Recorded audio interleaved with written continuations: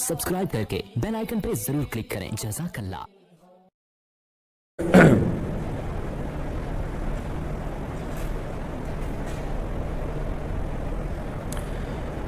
किसी ने मसला पूछा है कि ख़वातीन को ईदगाह में आने की सही हदीस है तो हमारे मसलक में भी इसका इंतज़ाम होना चाहिए।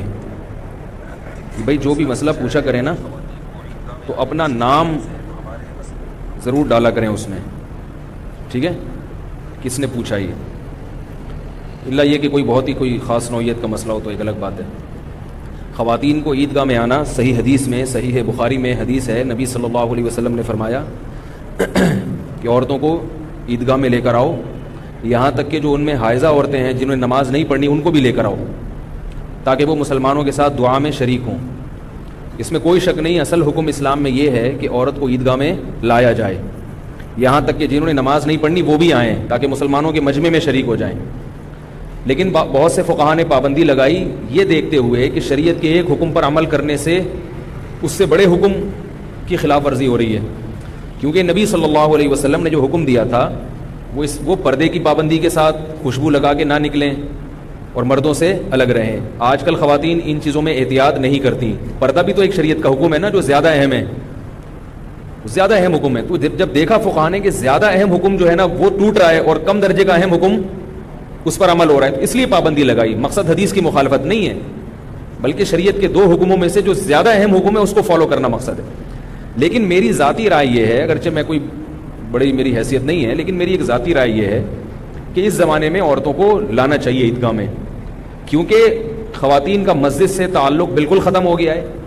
पहले ज़माने में औरत कहीं भी नहीं जाती थी तो उलमा ने मस्जिद में भी आने से रोक दिया। अब अगर मस्जिद में आने से रोकेंगे तो वो हर जगह जा रही हैं सिवाय मस्जिद के, उससे बजाय फ़ायदा होने के और ज़्यादा नुकसान हो रहा है।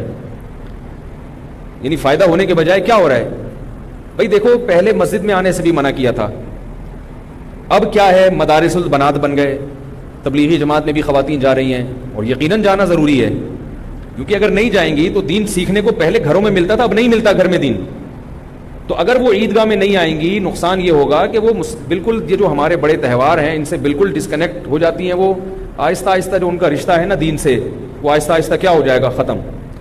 तो ये इस पर मेरा मुस्तकिल एक बयान है, वो बयान सुन लें, लेकिन ये मेरी ज़ाती राय है, कोई फतवा नहीं है। बड़े बड़े उलमा, बड़े बड़े अकाबिर बुजुर्गान दीन मौजूद हैं, आप फतवा उनसे लें इस मामले में। ये एक राय है और जिस राय में बहुत ज़्यादा इख्तलाफ भी किया जाता है मुझसे इस मसले में कि ये कैसी बात कर रहे हैं। तो याद रखो, मेरी ज़ाती राय है कि इमाम अबू हनीफा भी अगर इस दौर में होते तो वो मेरा ख्याल है कि औरत को मस्जिद में आने से मना नहीं करते। वो कहते हैं इस ज़माने में आने की इजाज़त देनी चाहिए, क्योंकि वो फितना जो वो नौइयत चेंज हो गई है उसकी। बहरहाल ये बहुत लंबा जब बयान मेरा इस बारे में 1-1.5 घंटे का शायद नेट पे मिल जाएगा, वो सुन लें। ज़माना ढल रहा है मग़रिबी तहज़ीब में, लेकिन हर रंग में ढलना